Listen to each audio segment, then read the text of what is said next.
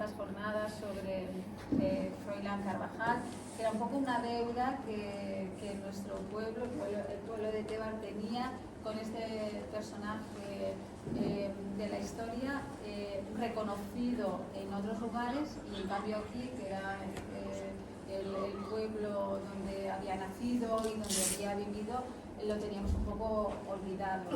Es verdad que hace un tiempo se escribió, tenemos gente aquí interesada en la memoria histórica del pueblo. Tenemos la suerte de tener a José Antonio Fernández, que está muy interesado en las cosas, en la historia.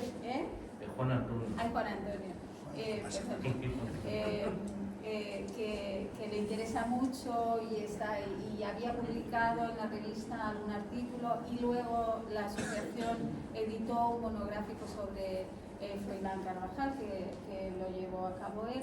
Pero más allá de eso, es verdad que no habíamos, a pesar de su insistencia también, que había dicho hay que hacer cosas, pero es verdad que era una deuda que tenía el pueblo con Froilán Carvajal, y que mucha gente además desconoce quién era. Así que el nombre de Carvajal nos suena a todos hemos oído a la familia Carvajal, pero no sabemos mucho de este personaje, que tuvo su importancia histórica. Entonces, Abraham y Pablo fundamentalmente pues han tirado el carro para organizar esta jornada, y bueno, tenemos también la suerte de contar con la presencia de Hilario Priego, que es académico de la Real Academia de las Artes y las Letras de Cuenca, que hizo un estudio precisamente sobre Froilán Carvajal, y iniciaremos esta jornada con una conferencia suya. Y después tenemos también la suerte de tener en el pueblo vecino a Leandro Toledano, catedrático de Historia. De pedagogía. Pero muy interesado en la historia, y también nos va a hablar sobre la familia, ¿no? Más sobre la familia. Hilario nos hablará sobre la figura de Froilán, tanto en su vertiente histórica como literaria, y Leandro hablará un poquito más de la familia, esta familia que todos hemos oído y conocemos, pero tampoco sabemos mucho más de ellos, ¿no? Entonces, pues por mi parte nada más, pues agradeceros muchísimo vuestra presencia, que esperemos que lo pasemos muy bien. Tenemos después, habrá la conferencia, después habrá un pequeño descanso, y después tendremos la otra conferencia, y después se leerán unos textos de Froilán, y después tenemos una actuación musical de la increíble Tevera, que han compuesto una canción específicamente para este evento, y es un estreno mundial. Universal. Universal. Tenemos que haber preparado los tomates. O sea que tenemos un plan estupendo, y ya si queréis empezamos ya. Nosotros ya nos retiramos y dejamos solo a bailar.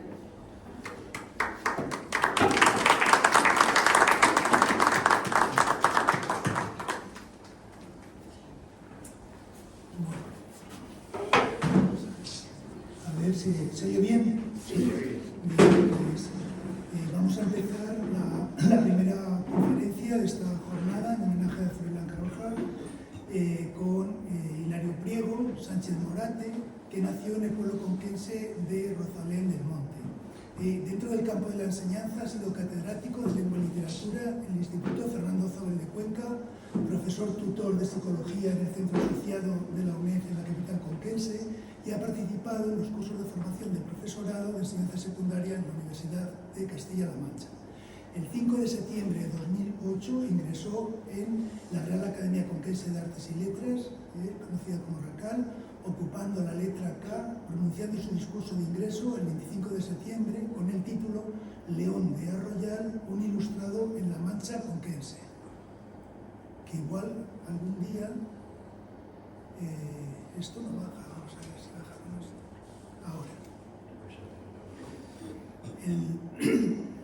Por petición propia ha pasado ahora a ser supernumerario el 13 de marzo publicaciones son numerosas, tanto libros como en revistas especializadas, por lo que solo citaremos alguna de ellas a modo de ejemplo. En colaboración con el también académico José Antonio Silva, que estuvo uno de estos años pasados cuando vino a la conferencia, Hilario también estuvo aquí, él ha publicado una larga serie de trabajos, algunos en relación con la enseñanza como una metodología para el comentario de texto en la prueba de selectividad en 1993 y otros de crítica e investigación literaria y ediciones prologadas y anotadas, varias en facsímil, como Poesía original, Fray Luis de León en 1991. Otra publicación, una monografía sobre la poesía en las revistas de Castilla-La Mancha, 1939-1975, publicada en 1998. Artículos sobre Cuenca, de César González Ruano, es uno de los escritores más conocidos en Cuenca, en 1984. Y también sobre este mismo autor, una edición de textos titulada Centenario de César González Ruano, 1903-2003. También un diccionario de personajes cuenquenses nacidos antes de 1900, en 2002, que en el año 2021 en la Diputación Provincial de Cuenca publicó una segunda edición y que creo que lo podéis ver aquí en la biblioteca del pueblo, porque es una referencia obligada para buscar cualquier personaje importante nacido aquí en la provincia de Cuenca. Otro, de las décimas a la muerte compuestas por un hidalgo en la ciudad de Cuenca en el 2006. Y luego en solitario publicado Grupos y revistas literarias de Castilla-La Mancha, 1975-2010, en el año 2011. Luego ha participado en obras colectivas como el volumen Víctor de la Vega, coordinado por el igualmente académico Pedro Miguel Ibáñez sobre la vida y obra de este pintor en 2009, que la verdad que es un libro interesantísimo porque Víctor de la Vega es uno de los pintores importantes del siglo XX en Cuenca. Fue profesor mío en el Instituto Alfonso VIII, por contar una anécdota. Editó junto a Marino Pobes las noticias del abate Don Lorenzo Herbás y Panduro de Fermín Caballero en el 2000. Luego el volumen colectivo titulado Cuenca, Petria Atalaya entre dos hoces, coordinado por Miguel Jiménez Monteserín, que es el director actual de la RACAL, y don Pedro Monviedro, y publicado por la excelentísima Diputación de Cuenca en el año 2020. Es colaborador de revistas como Orcades, Cáscara Amarga, Cuenca, El extinto Diario de Cuenca, y dejamos para el final dos artículos publicados en la Académica, Boletín de la Real Academia Compense de Artes y Letras, sobre autores nacidos en nuestro pueblo Teba. Uno de ellos, Froilán Carvajal, entre la historia y la literatura, en el número 10 del boletín, en el año 2014-2015. Y otro, Luis Tribaldos de Toledo, humanista, preceptor y cronista de Indias, que ya Hilario vino a darnos una conferencia sobre este personaje importante de Tebar, en el número 15, en el año 2022. Así que, como veis, pues es, que es ideal para dar esta conferencia y ya os dejo con él. Muchas gracias, Hilario.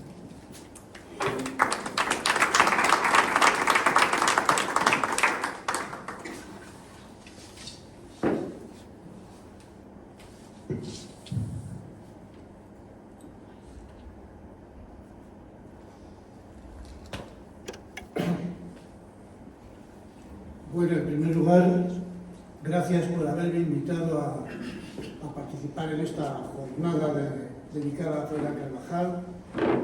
Y quisiera dar las gracias tanto a Abraham como a Carmen, porque probablemente si no hubiese sido por ellos, yo hoy no estaría aquí. Hoy ya, para utilizar un símil taurino, me corto la coleta y ya no iré a ninguna actividad más, porque ya la edad va siendo cada día más avanzada y me cuesta más, y lo voy a dejar todo. Y quisiera también dar las gracias a María José Martínez, que es la archivera del archivo de IBI, que me ha facilitado alguna documentación. Se la he dado a Abraham para que la tengáis aquí, o si algún día pudieseis traer los restos de Froilán Carvajal. El asunto es el siguiente: yo un día encontré un edicto del Ayuntamiento de Ibi que se hacía el traslado de restos de Froilán Carvajal de donde estaba, que lo habían hundido, a otro pabellón, y entonces, pues bueno, también he dejado ahí la referencia, por si yo creo que lo más lógico sería, si es posible, pues que Froilán Carvajal, sus restos, descansasen en su pueblo. Bueno, o sea, es una sugerencia que hago. Cuando nos adentramos en las páginas de la historia, no es infrecuente que nos encontremos con personajes curiosos, muchas veces injustamente olvidados, que llaman nuestra atención, bien sea por la singularidad de sus vidas, bien por haber protagonizado hechos relevantes o insólitos que le dieron en su momento notoriedad, aunque a menudo el tiempo se haya encargado de difuminar e incluso de borrar la huella que tales hechos pudieron dejar en nuestro pasado. Dentro del ámbito limitado de nuestra historia provincial, uno de estos personajes fue sin duda Froilán Carvajal, un hombre del que no tenemos demasiada información, pero del que sabemos, no obstante, que alcanzó un notable protagonismo en la lucha que unas veces por la vía política y otras por la insurreccional libró en España el republicanismo durante la segunda mitad del siglo XIX en el fin de derribar la monarquía e instaurar una nueva forma de Estado basada en principios democráticos.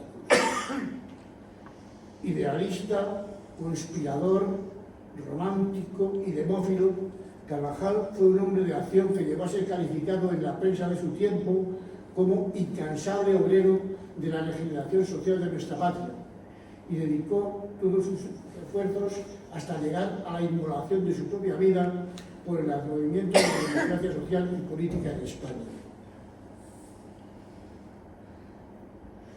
Aquí les presento una partida de bautismo que dice lo siguiente. Froilán Carvajal y Rueda había nacido en Tébar, en la provincia de Cuenca, el 5 de octubre de 1830, en el seno de una familia acomodada. Tanto los Carvajal como los Rueda pertenecían a los linajes de mayor abolengo del pueblo, aunque parece que venía a menos, pues según apunta Concepción Fernández Cordero, para la gente de Tébar encuestadas, la familia Carvajal se había arruinado por cuestiones políticas. Ello podría explicar quizá las ideas revolucionarias de nuestro personaje.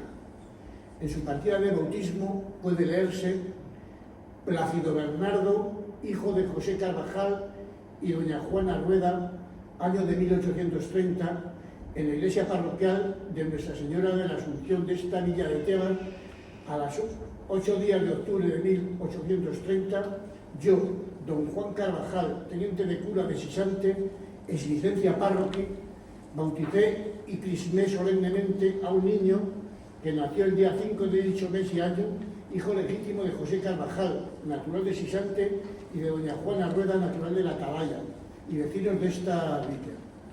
Abuelos paternos, don Benito Carvajal y doña Ana Ortega, en la villa de Sisante, y maternos, Bernardo Rueda, de esta villa, y María Teresa Prieto, de la Atalaya. Puse por nombre Plácido Bernardo.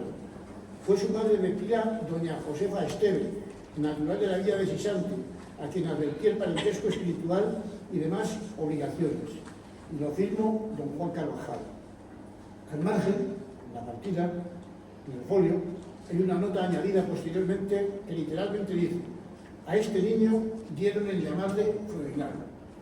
Es decir, aquí ya tenemos, porque él, como luego veremos más adelante,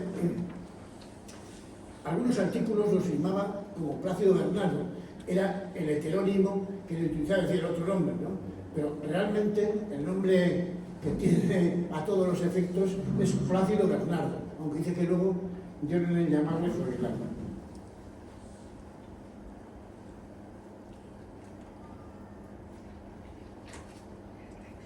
El pequeño Froilán realizó los primeros estudios en su localidad natal y pasó luego a cursar latinidad en Villanueva de la Jara.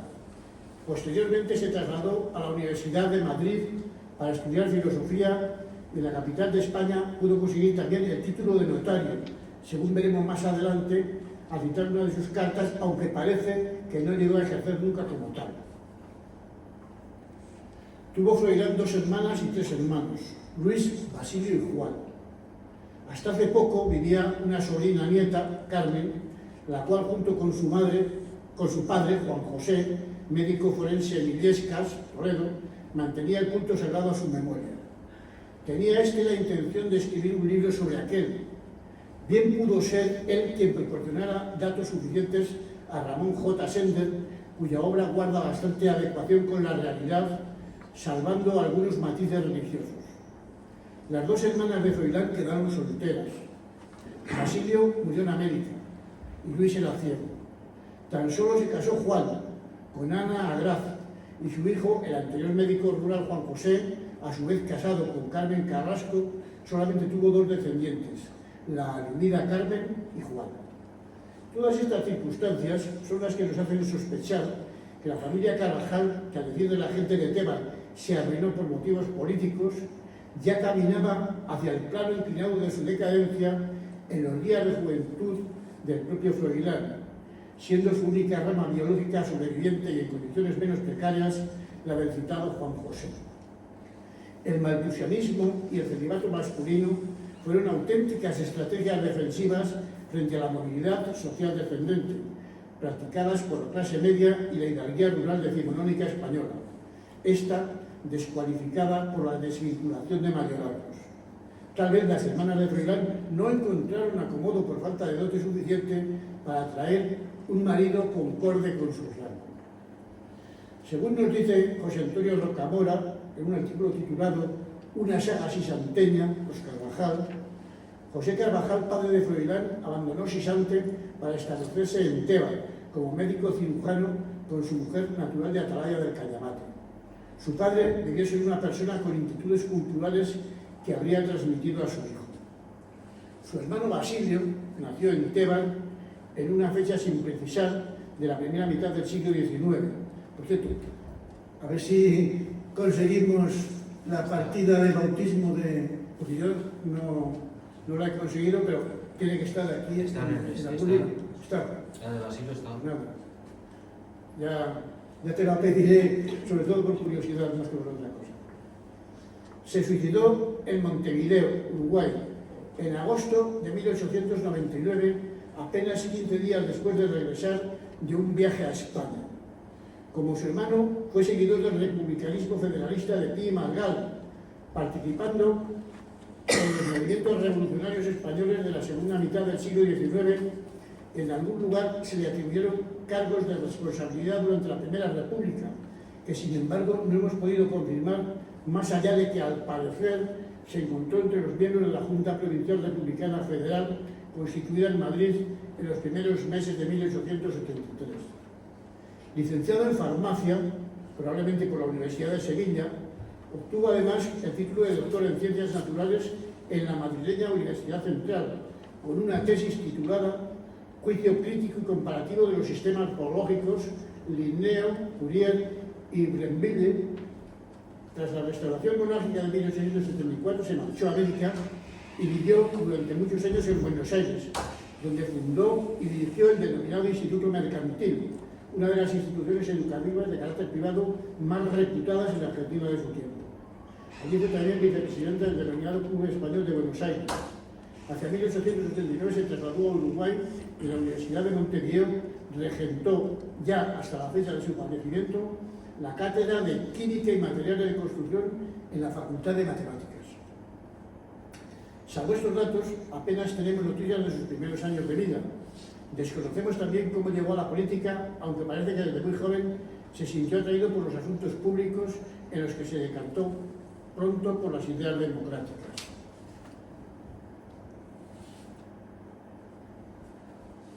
Carvajal expresó constantemente su gran fe en el pueblo, al que veía engañado por los políticos, y fue devoto seguidor de los planteamientos federalistas de Pi y Margall.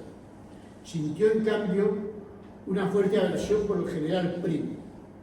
Su amor por el pueblo y su radicalismo político se acentuaron años más tarde durante el periodo de la Unión Liberal, en el que estuvo exiliado por Orán, Burdeos y Marsella, y en que entró en contacto con otros progresistas y demócratas españoles de la época, con la ideología socialista y con los movimientos obreros que por aquellas fechas se desarrollaban en Europa. Con respecto a su situación familiar, Froilán Carvajal contrajo matrimonio con Engracia Fernández. Tuvo una vida ajetreada y no dispuso prácticamente nunca de una estabilidad económica.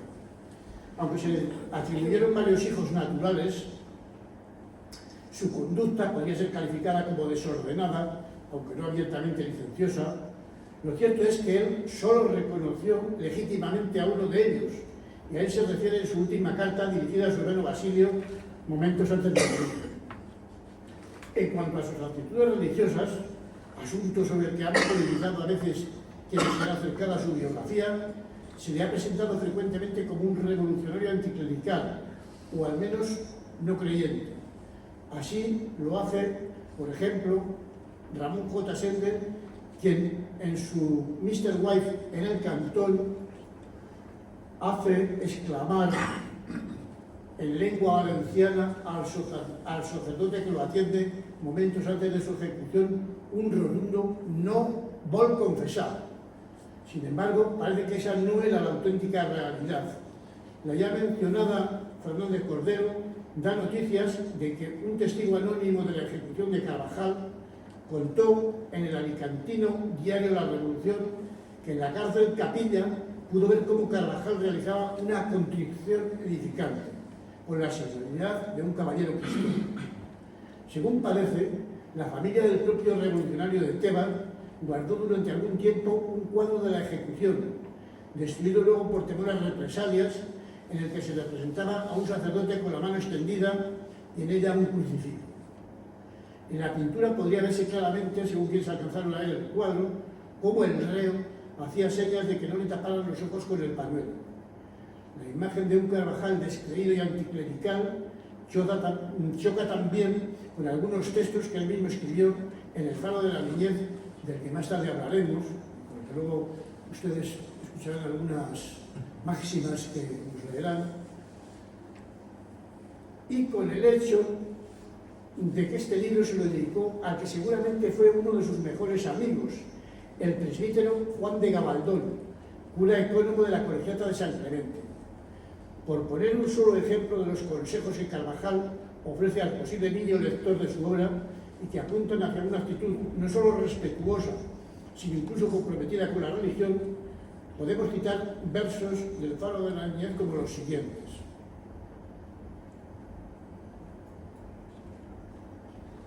Cree que el hombre recibe de Dios el don de la vida y con ella el admirable espíritu que lo anima. Cree que sin Dios, cual hombre, en la nada te hallarías. Cree que por Dios contemplas la esplendente luz del día y en su virtud a Dios ama con preferencia exclusiva. No parece, pues, que estas palabras sean desde luego las palabras de un hombre descreído y anticlerical.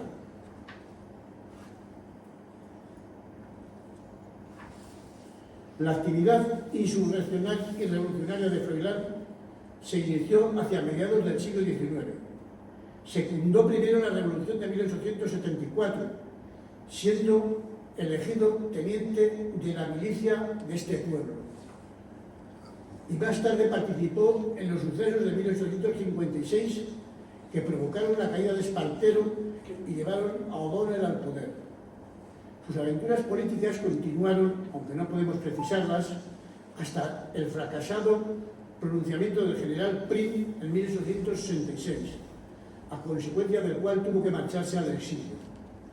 No debió estar fuera mucho tiempo, sin embargo, pues al año siguiente parece que encabezó el levantamiento de una partida en tierras conquenses. El 28 de agosto de 1867, la Gaceta de Madrid publicaba un comunicado del Ministerio de la Guerra en el que se decía: en Vara del Rey, Cuenca, se levantó ayer una pequeña partida latrofacciosa que ha empezado por robar los fondos de contribuciones retirándose a Sisante.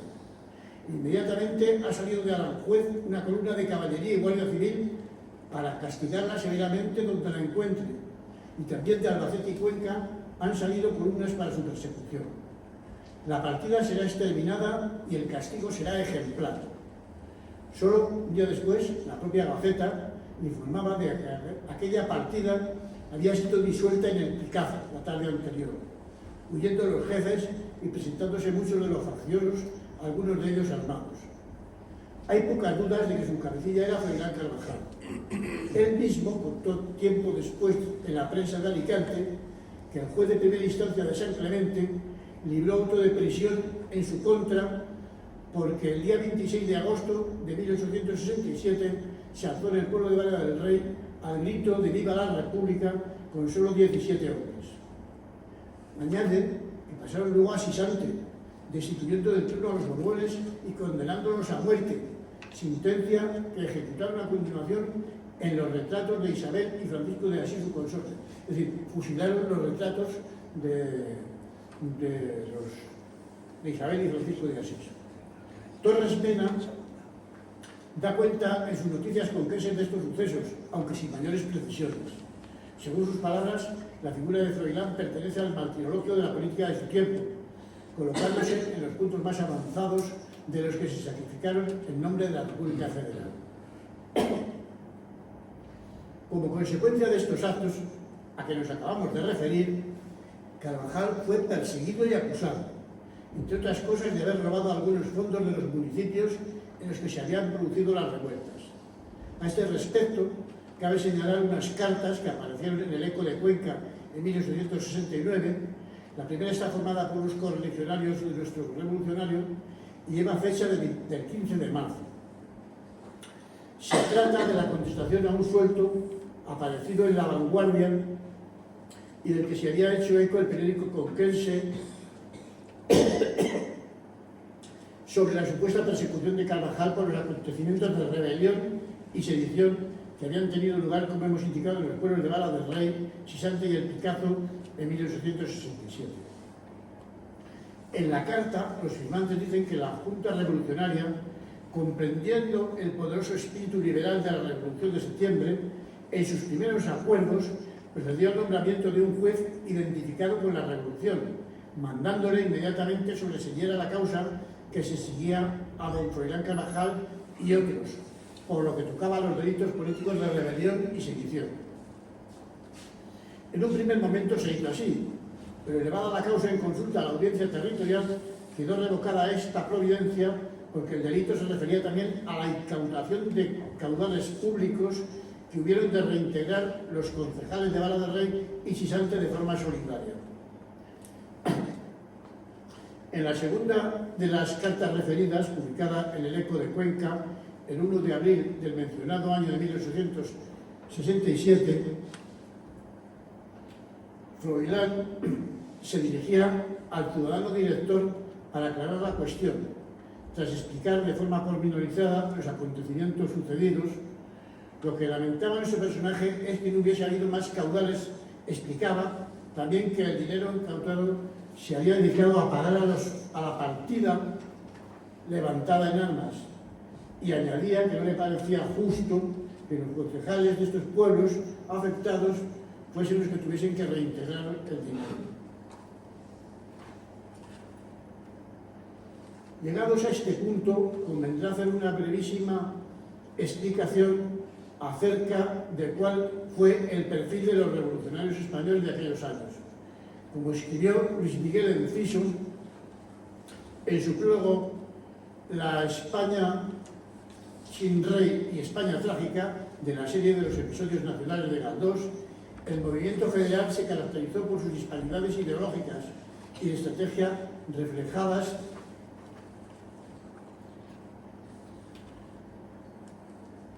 en la inclinación de unos pocos por la violencia y de otros hacia fórmulas pacíficas, así como por su escasa organización. Efectivamente, los desórdenes federales se extendieron sobre todo por las zonas del Levante español, y los insurrectos lograron movilizar a miles de hombres, pero no contaron apenas con mandos profesionales. Consecuencia de ello fue su incapacidad para hacer una guerra regular, y de ahí derivó también un recurso a una guerra de guerrillas liderada por improvisados jefes pertenecientes sobre todo a las profesiones liberales. Eso ocurrió en toda España. Digamos que los mandos estaban en el ejército y esto eran profesiones liberales pues, que se hacían cargo de las jefaturas de las partidas. Este fue el caso sin duda de Froilán Carvajal, de quien desconocemos la fecha y las circunstancias en que llegó a tierras levantinas. No obstante, debió de ser en una época bastante tardía, pues al menos una de sus cartas que él mismo envió al periódico de Cuenca está fechada todavía en Madrid en abril de 1867. Lo que sí sabemos es que cuando el 1 de abril de 1868 se abre el Club Republicano Federal de Alicante, uno de los muchos que existieron en España y en los que se reunían gente de toda clase y condición para discutir los problemas políticos, económicos y sociales, Carvajal es elegido presidente del mismo.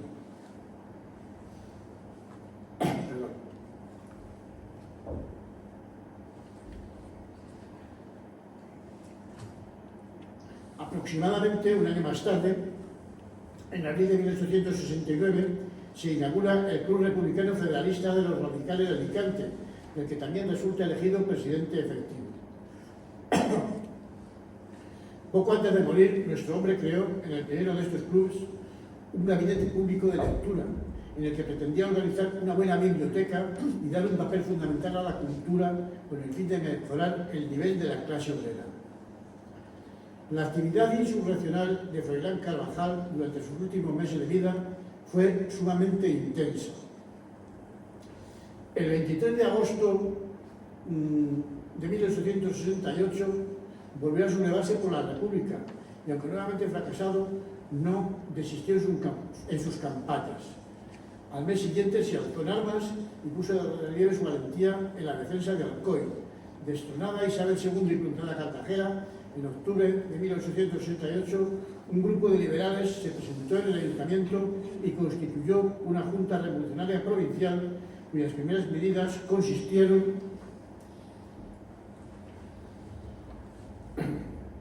en abrir las cárceles y nombrar secretario del Gobierno Civil de Alicante a Eleuterio Maisonave, miembro del Partido Republicano Posibilista.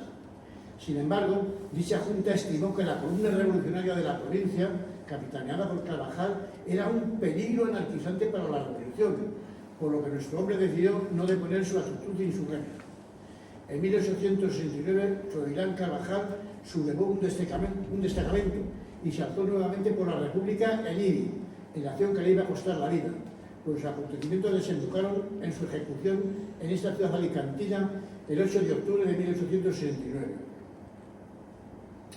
El semanario socialista El Mundo Obrero, el día 1 de mayo de 1932, hizo un relato de sus últimos días en estos términos.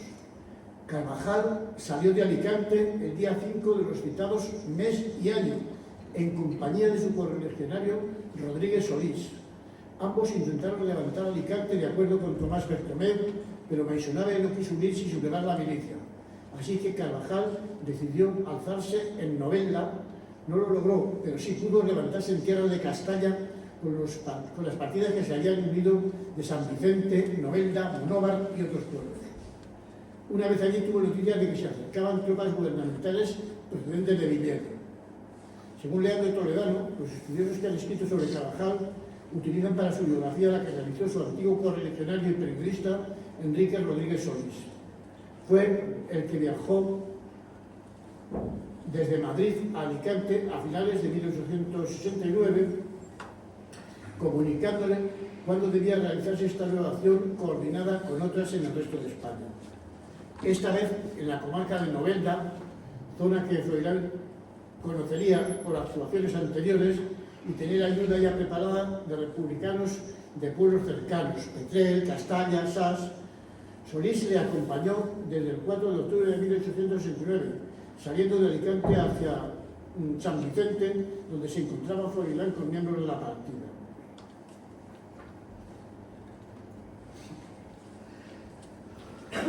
Le acompañaron José Marfili, que regresaría a Alicante, y Rafael Iborra, otro destacado revolucionario que también estaría luego preso en Ibi, llegando por tren a Novelda. Tuvieron noticias de que estaban localizados, pudiendo ser detenidos por lo que un enlace llamado COSAN, con instrucciones recibidas de su compañero Tomás Bertomeu, Tomaset, el de Petrel, les indicó que les acompañaría hasta el Palomares de Onil, que es donde estaba previsto el escondite o refugio, llegando al amanecer del día siguiente, día del cumpleaños y santo de Froilán. Consciente de su inferioridad numérica, Carvajal apenas contaba con 26 hombres, decidió abandonar su refugio, aunque fracasó en la huida. El general José Arrando le tendió una trampa y consiguió cercarlo, pero Carvajal se aprestó a una defensa suicida. Arrando le gritó que no abrieran fuego y le aseguró que todos estaban indultados, llegando a mantener ambos una entrevista bajo bandera blanca. El militar demostró un bando en el que en efecto se contemplaba el indulto para los insurrectos y Carvajal ordenó a sus seguidores que le pusieran las armas. Con todo, fueron conducidos a Ibi, donde se les encerró. El pueblo de Ibi no quería que mataran a Carvajal, y si hemos de creer lo que cuentan Sender en Mr. White en el Cantón y Rodríguez Ortiz en su historia del Partido Republicano Español, puso gran empeño en que lo indultasen. No obstante, y a pesar de los intentos de retrasar la ejecución, pues había esperanzas fundadas de que llegara el indulto, el 8 de octubre de 1869, en las afueras de Ibi, cerca de la carretera de Alcoy, en el Altet, fue ejecutado. No quiso que le taparan los ojos con el pañuelo que el Mr. White en el Cantón guardaba su prima Milagritos en una urna de cristal. Mientras le disparaban, gritó: ¡Viva la República! Antes había escrito a algunos amigos cartas en los que se lamentaba de la poca colaboración y diligencia que se había puesto en todo lo relativo a su indulto. En una de ellas se quejaba de la poca ayuda que había encontrado en el diputado Aportes, alcalde de Alicante y antiguo republicano federalista, Eleuterio Maisonado.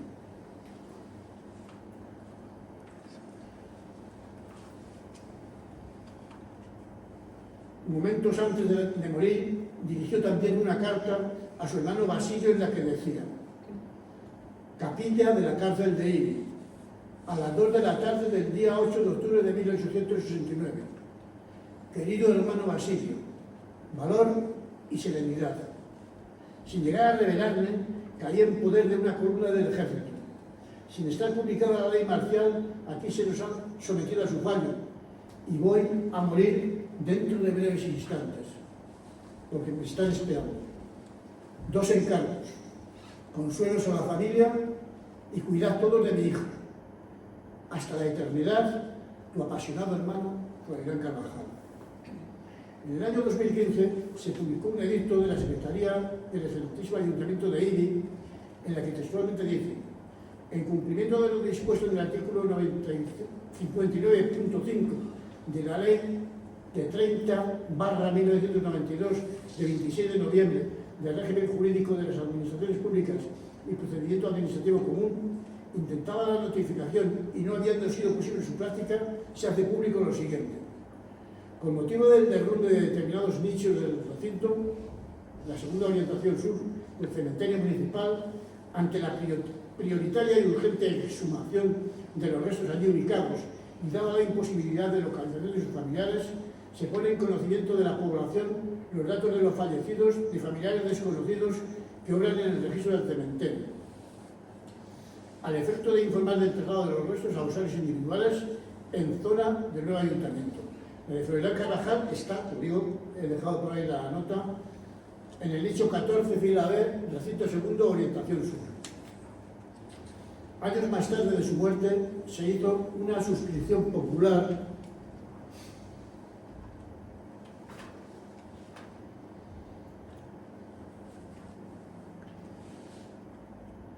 en el diario de Alicante, que se hacía con la iniciativa y se titulaba Por un monumento. Este finalmente se hizo realidad en forma de lápida conmemorativa y durante años, ahí tienen una foto de la lápida, durante años estuvo colocada en el lugar donde fue ejecutado. La misma se quitó, según algunos testimonios, cuando fue asfaltada la carretera y según otros cuando terminó la guerra civil en 1936. Vamos a pasar a la segunda parte de la conferencia, que es tratamiento de Froilán en la literatura. El halo entre aventurero y romántico que rodea la figura de Froilán Carvajal ha atraído sobre él la atención de algunos escritores que han incorporado a nuestros revolucionarios a sus textos o a sus historias de vida. Aunque en este último caso lo ha hecho siempre a partir de sus auténticas peripecias vitales. Esta atención de la que hablamos se suscitó prácticamente desde el momento mismo de su muerte, como la prueba el hecho de que su nombre aparezca ya en la cubierta de la Instrucción Republicana Federal publicada en Madrid entre 1831 y 1872, junto a otros nombres del republicanismo español. Fue esta una revista adscrita al republicanismo democrático federal que estuvo dirigida por Enrique Rodríguez Solís, el amigo y correligionario de Carvajal.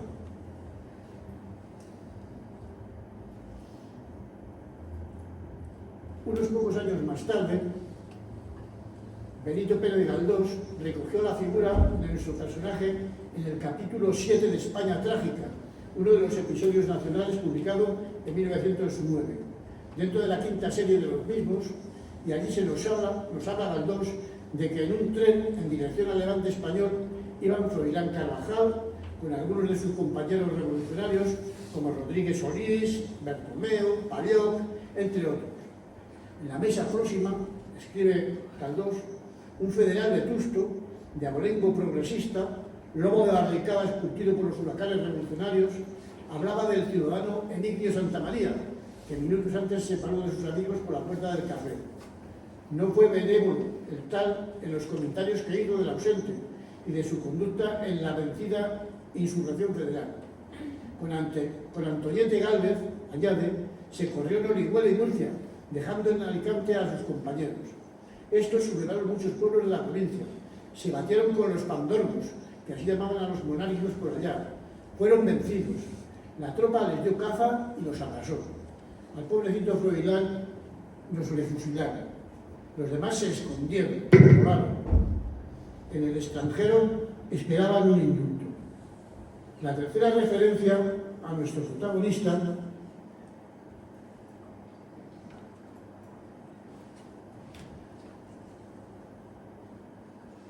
en este caso una referencia periodística, se debe a la pluma de Juan Jiménez de Aguilar, quien en la revista Electra, de 10 de octubre de 1930, publicó un artículo titulado El mártir republicano de Teba.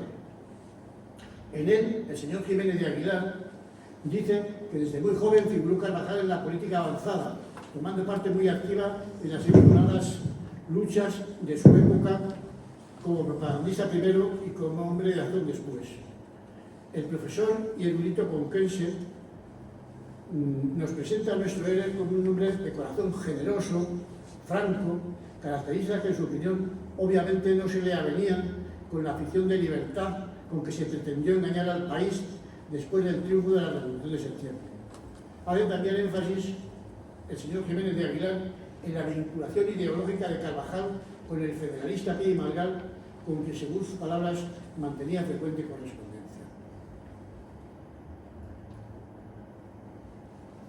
Finalmente, encontramos en la ya mencionada Mr. White en el Cantón, la novela de Ramón J. Sender, que publicó en 1935, la semblanza más extensa y quizá también la más completa que del revolucionario de Teba se ha hecho en la literatura. Resumiremos brevemente el relato en la parte que afecta a nuestro personaje. Como he sabido, la novela narra la insurrección cantonal de Cartagena en 1873. Durante la Primera República Española. El relato es tratado desde dos perspectivas. Una de ellas retrata la relación entre el ingeniero inglés Mr. White y su esposa Milagritos Rueda, prima de Froilán Carvajal, mientras que la otra sigue los sucesos cantonales. Ambas líneas argumentales se van mezclando hasta conseguir una única voz. Mr. White es racional, conservador y puritano. Milagritos, en cambio, es pasional e instintivo. La mujer conserva una venta ensangrentada y un fajo de cartas de Carvajal, lo que lleva a su marido a sospechar infundadamente que quizás su esposa le haya sido infiel con el líder republicano. A medida que la rebelión se extiende por toda Cartagena, el carácter de ambos cónyuges se va transformando. Milagritos recobra la lozanía y el entusiasmo, lo que la llevará a actuar como voluntaria en la causa de los rebeldes, mientras que Mr. White se torna cada vez más reservado. Para el profesor Juan Gallo Torres, el libro primero de los tres que componen la novela está centrado en buena medida en los remordimientos que experimenta Jorge White por el equívoco papel que jugó en la muerte de Froilán Carvajal, Todo ello catalizado por un objeto símbolo, la urna que contiene la venda ensangrentada de Froilán Carvajal. Y la fuerza evocadora establecerá el fin de la rememoración del fusilamiento del poeta revolucionario 5 años antes en Lima. La inmersión en el pasado se produce en los capítulos 7 y 8. En este último se suceden 2 secuencias. En la primera de ellas, el eje del relato gira en torno a las cartas de Carvajal a Milagrito Rueda, guardadas en el secretario. Según José María Salguero, la sombra de Froilán sigue interponiéndose entre la pareja, pero disminuida ante la importancia de los acontecimientos. Mr. White va perdiendo dignidad moral. Primero lee clandestinamente las cartas que su esposa conserva. Luego rompe la urna con la venda ensangrentada y al final quema la venda y las cartas en un vano intento de descubrir un presunto pasado de infidelidad de Milagritos. En su última carta, fechada en 1869, Carvajal comienza: Querida Milagritos, soy doctor en filosofía y notario. El mismo día que he logrado la plaza, he tenido que huir. No me van a dejar ejercer. Soy un mal notario. Te escribo con el alma llena de recuerdos de Lorca. Continúa. No hago vida social ninguna. Ya te digo que el mismo día que me examiné tuve que huir y esconderte. Llevo 2 meses en casa de unos correligionarios que me atienden muy bien. Quiero estar solo. Necesito estar completamente solo para señalar el rumbo definitivo de mi vida. La segunda secuencia, que culmina con el fusilamiento de Froilán Carvajal, da cuenta del quehacer de Jorge White en aquellos momentos. Gracias a un falso informe sobre Carvajal, la noticia de que la vida del conspirador corre peligro llega a Cartagena 2 días antes, cuando todavía no se ha librado la batalla de Ibi, es decir, con tiempo suficiente para salvarlo. Milagritos pone a Mr. White en camino. El inglés llega a Gijona en la noche del día siguiente y sin perder un momento marcha a caballo hasta Ibi. Mr. White pregunta a unos soldados y estos le dicen que Carvajal ha entrado en capilla el día anterior. Se entrevista con el general Arrando, al que pide permiso para ver a Carvajal. No tengo nada que poner, le dice el militar, si me demuestra usted que es pariente suyo. En la documentación de Jorge White no aparece pedido alguno que pueda relacionarlo con el reo, por lo que Arrando lo despidió fríamente sin oírlo. No obstante, queda una fórmula en la que Mr. White confía: pedir bajo su responsabilidad y en nombre del consulado inglés el aplazamiento de la ejecución, pues si ésta se aplaza 24 horas, Froilán puede estar salvado, ya que existe la posibilidad de que el indulto llegue desde Madrid gracias a los muchos amigos que Carvajal tiene en la capital tras caer la corte de Isabel II. Jorge White también se entrevista con el cura, al que Sender describe como rudo y bondadoso, y lo encuentra en un estado de gran agitación porque Froilán no quiere confesarse. En palabras del sacerdote, el de Carvajal es un espíritu descarriado y ofuscado. El inglés intenta un nuevo acercamiento a Arrando, quien le deniega otra vez el permiso para ver a Carvajal. Mr. White deduce claramente que no hay ninguna intención de aplazar la ejecución. En el capítulo 10, Mr. White, lleno de ira, se dirige a una urna en la que Milagritos guarda el pañuelo de Froilán. La toma en las manos, la levanta sobre su cabeza y la arroja al suelo violentamente. Dentro de la casa se oye un grito y Milagritos acude presuroso. Un poco más adelante, en el capítulo 18 del libro 3, estamos ante un Mr. White absolutamente desmoronado e indigno que busca las cartas de Carvajal sin esconderlas. Milagritos las ha sacado del largueño al darse cuenta de que habían investigado sobre ellas, pues su esposo ha recorrido la casa con una ansia febril de encontrarlas. Por fin aparecen en un pequeño joyero cuya cerradura de plata rompe el señor White. Aparecen ahí las cartas y la venda con la que Carvajal no quiso que le taparan los ojos al ser fusilado, siendo quemado todo en el fogón de la cocina. En el capítulo 21, un proyectil de la Numancia cae entre los 2 matacanes del castillo Froilán Carvajal, a quien Sender quiere rendir un homenaje póstumo. Ya por último vamos a ver un poco su vida, lo que escribió. Queda por examinar, por último, una faceta de Froilán Carvajal que parece constantemente como una figura de activista revolucionario. Se trata de su faceta como escritor, actividad a la que dedicó bastante atención a lo largo de su vida llegando a practicarla bajo diferentes formas. De pasada, hemos hecho referencia un poco más arriba a su libro El faro de la niñez.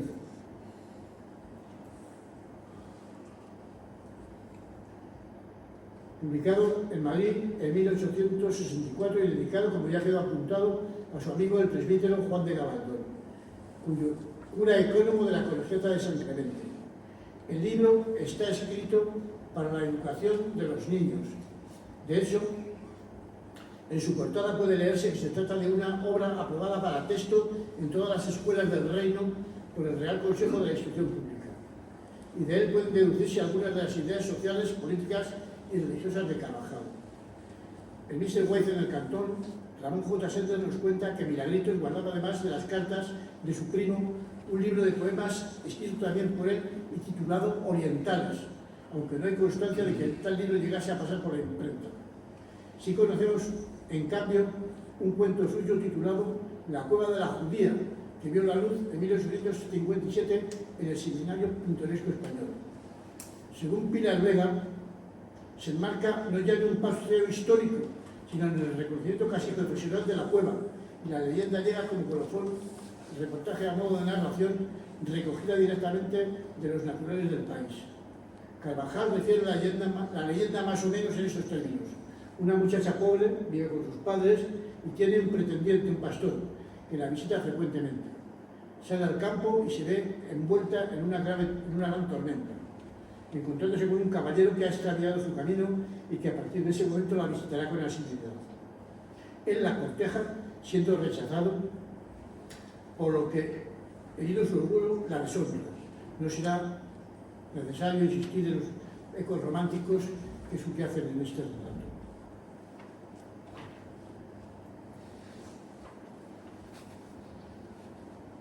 Lejos del campo de la literatura de ficción, conocemos igualmente la existencia de 3 artículos de Froilán Carvajal sobre temas relacionados con su localidad natal y con ellas próximas, publicados durante 1857 en el Semanario Pintoresco Español.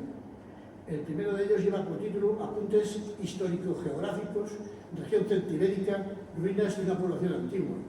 Está formado por una serie de reflexiones a propósito de las ruinas de una población celtibérica en el cerro de Santa Quiteria, muy cerca de Tebas. Se trata, según Carvajal, de unos interesantes restos con los que se ha ensañado la inexperta y de estructura a mano del agricultor. Comienza el artículo con la localización geográfica de las ruinas para pasar luego a hablarnos del conocimiento que de las mismas tienen los habitantes del pueblo. El autor nos cuenta las vicisitudes por las que están pasando los restos debido a que atravesamos, por desgracia, una época cuyos agentes impulsivos son el sórdido interés, la exagerada codicia, la especulación servil, el lucro, elementos poco favorables para su conservación. Carvajal quiere alzar su voz para que de un futuro y a través de excavaciones bien dirigidas puedan ponerse en valor.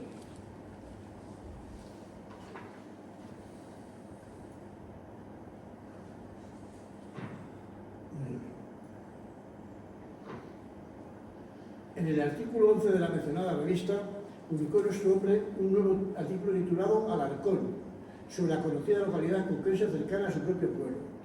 En dicho artículo comienza hablando de aquella villa fortificada a la que calificaba de ruina infame y profanada, pero majestuosa e imponente. Escribe después sus principales monumentos que ven como señales evidentes de su antiguo lustre y grandeza y como testimonio fehaciente de la fe de sus antiguos moradores. Finalmente, y tras un repaso histórico del pueblo de Alarcón, concluye el artículo haciendo hincapié en la necesidad de cuidar del patrimonio, pues a Alarcón le parece uno de esos ricos monumentos que el artista y el historiador deben esforzarse en conservar. El tercer artículo sobre temas conquenses lo publicó Carvajal en el número 7 del Semanario Pintoresco Español y consiste en una descripción literaria titulada El Castillo de Belmonte. Prescindiendo de la parte histórica, el autor se interesa fundamentalmente por el valor artístico de la fortaleza norteña para pedir que no se deje desaparecer, sino que se haga un esfuerzo para conservarlo como la obra magnífica y suntuosa que es digna de ser conocida y visitada por todos. Se detiene luego en el estado ruinoso en que se encuentra el monumento y termina preguntándose cómo es posible que, apegados al servil materialismo de la época, se abandonen desdeñosamente. La etapa de la vida de Carvajal menos documentada es la que transcurre desde su llegada a Madrid en 1851 hasta el final de esta década. Muchos datos los conocemos a través de lo que él mismo escribió sobre su vida en el periódico El Comercio de Alicante o en su periódico La Revolución. Tiene escrito que nació a la política en el año 1851. Debió iniciar actividades relacionadas con el periodismo, siendo la época en que también redactó sus trabajos literarios. Aceptó ser colaborador y más tarde responsable del periódico El Faro de Castilla. En él publicó un artículo contra personalidades destacadas de Ávila que promovieron un proceso judicial. Al no tener recursos para la fianza, fue conducido al Saladero, nombre popular de la prisión madrileña que estaba ubicada en la actual plaza de Alonso Martínez. Los afectados para retirar la denuncia le obligaron a rectificar a través de la prensa. También firmó artículos para los siguientes periódicos: El Lunes, El Eco de la Razón, de Cuenca, El Porvenir, La Educación Pintoresca, La Batuta, El Eco de Cuenca y otros hasta 1863. Ocupó el cargo de redactor jefe de la Revolución de Alicante. Quedan ya para la historia los múltiples artículos de carácter político, publicados en la Revolución de Alicante, unas veces firmados con el nombre de Froilán y otras veces, desde el 18 de marzo de 1869, firmados, era con el seudónimo, no era seudónimo, era el otro nombre, su verdadero nombre, Plácido Bernardo, ya que, como él mismo dijo, redactaba desde su joven. Título del artículo que publicó el 24 de febrero de este año y en el que escribió: desde nuestro encierro, desde nuestro escondrijo, estaba escondido por estar requerido por el juzgado de San Clemente por los hechos de Vara del Rey Sisante, a pesar de que se había publicado un indulto que no le afectó al haber sido considerado como ausente. El sobreseimiento de esta causa tuvo lugar 2 o 3 meses antes de su muerte y tras haber movido influencias a través de sus correligionarios en el Congreso de los Diputados. Según Concepción Fernández Azorín, sus artículos publicados en este último medio, el mismo año firmó con el Plácido Bernardo, muestran su gran fe en este pueblo. Muchas gracias.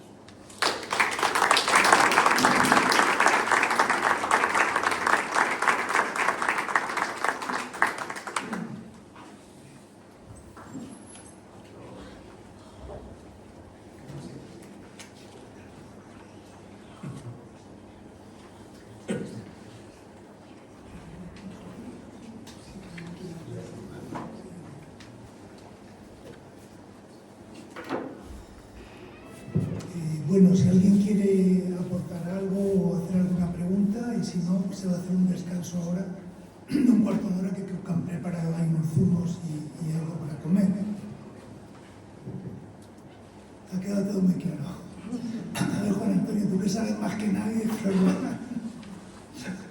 ¿quieres añadir algo más? Hay algunas cosas que lo de Plácido es el nombre del cura que lo bautizó, que era su tío. Y por eso en la iglesia puso su nombre. Muy bien, pues ese es un dato. Ese era su tío de Carlos de Froilán. Es un dato a Froilán. contar. Ahí le puso Plácido porque el cura se llamaba Plácido.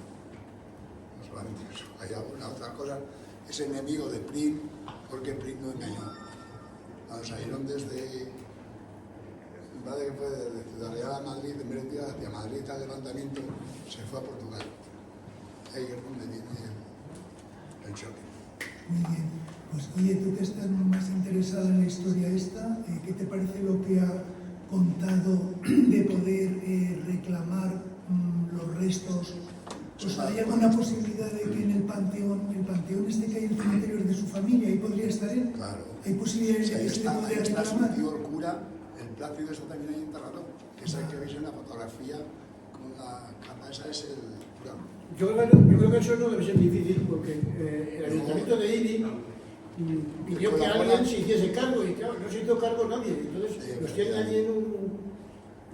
Ya lo dijimos aquí en el ayuntamiento que había anterior y no hubo respuesta de ningún ayuntamiento de Ibi. Pero cuando yo estuve allí en Ibi, ellos sí que están para ayudarnos en todo lo que queramos. No son una gente extraordinaria porque Lo que no sé yo es el papeleo que hay que hacer para traer los restos aquí a Tebar. Que eso se puede solicitar al ayuntamiento y dejarlo ahí en su panteón, pues es el único panteón que hay aquí en Tebar. No hay otro. Bueno, pues mira, si quieres ahora mismo ya se hace una comisión y estás tú ahí de representante y el que quiera que se apunte a la comisión y movemos hilos a ver si se pudiera hacer. Tú creo que conocías a la gente que cuidaba el panteón de aquí, ¿no? Que tenía llave o no sé qué le contaste. Pues mira... Bueno, ahora tendrá a lo mejor la iglesia porque ya murió el hombre este. Jesús, ¿tú tienes llave del panteón? ¿Y quién tiene la Tere. ¿Quién? Tere... Yo lo que hago es que lo voy a limpiar para los actos, para donde hice la misa, y la llave la tiene el ayuntamiento. Aquí el ayuntamiento de aquí la llave. Bueno, pues mira, se hace una comisión, los que quieran participar, a ver si el año que viene hacemos otro homenaje allí en el cementerio con los huesos allí ya en el... Allí tienen dicho de sus hermanos, todas las hermanas que están en... Sí, Tere. Quería preguntarle qué parentesco tenían entre este que están hablando y el Carabajal de aquí del pueblo. Será el sobrino. ¿Qué parentesco tenían Froilán Carvajal con los Carvajales de aquí de Tebar? Eso es la familia, ¿no? Sí, yo creo que... Con este era tío, con el que, y luego con el otro que murió, que era su tío nieto, era el abuelo nieto, como le llaman. No, Era el hijo. Son los descendientes. Tío abuelo. Descendientes del hijo este que tuvo Froilán Carvajal, de su hermano, ¿no? Es que mucha gente de Tebar confunde a Carvajal. Es a Juan José con Carvajal, el poeta y historiador y lo que quiera llamarle de Una aventurero. cosa que habría que hacer en la genealogía, que a lo mejor Leandro, ahora para dar la conferencia después, ya ha ido haciendo una genealogía para saber qué descendientes hay ahora. Sí, él es que la familia también de... Por eso que se ha ido ramificando ya. Bueno, Bueno, pues si queréis algo más, si no, un descanso ahora, un cuarto de hora. Bueno, el descanso tenéis ahí ahora zumos y magdalenas de la tierra y, en fin, un poquito, unos vasos para que tomemos algo y hasta que continuemos con la siguiente conferencia. ¿De acuerdo?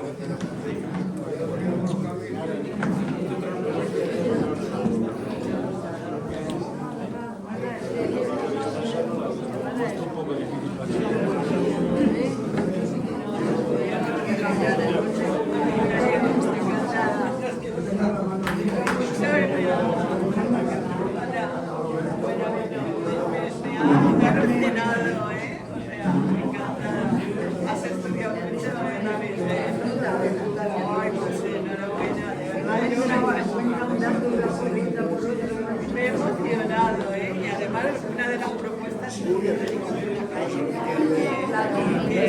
la iba a proponer, pero digo,